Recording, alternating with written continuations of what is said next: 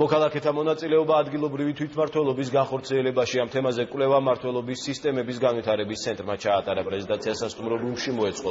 კვლევა ადგილობრივი თვითმმართველობის განხორციელებაში მოქალაქეთა მონაწილეობასთან დაკავშირებით მუნიციპალური აქტების არსებული პრაქტიკის ანალიზისა და ადგილობრივი თვითმმართველობის კოდექსში განხორციელებული ცვლილებების პროექტს მოიცავს. ანგარიში მომზადებულია 15 საპილოტო მუნიციპალიტეტის სამართლებრივი აქტების ანალიზისა და პრაქტიკის შესწავლის შედეგი.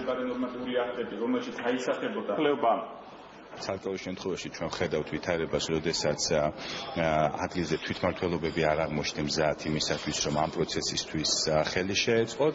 ხედავთ ასევე მოსახლეობის არაინფორმირებულობას იმისთვის, რომ მათ ეს ინიციატივა გამოეჩინათ, მაგრამ ამავე დროს არის სუფთა საკანონმდებლო ხარვეზებიც. მუნიციპალიტეტებმა უნდა გაუმარტივონ ის სამართლებრივი მექანიზმები, რომელიც არსებობს დღეს მოქალაქეთა მონაწილეობის მიზნით. მოქალაქეების მიერ აღნიშნული ფორმების გამოყენების დროს რეკომენდაციებზე კონკრეტულ მოსაზრებებთან დაკავშირებით ხელისუფლებას გააჩნდეს რეაგირების და ანგარიშვალდებულების ეფექტიანი მექანიზმი. თანამშრომლობდით არასამთავრობო სექტორთან, იმიტომ რომ პრაქტიკაში ეს ჯერ გამოუცდელი საკითხი იყო, იგივე საერთო კრებების გამართვა.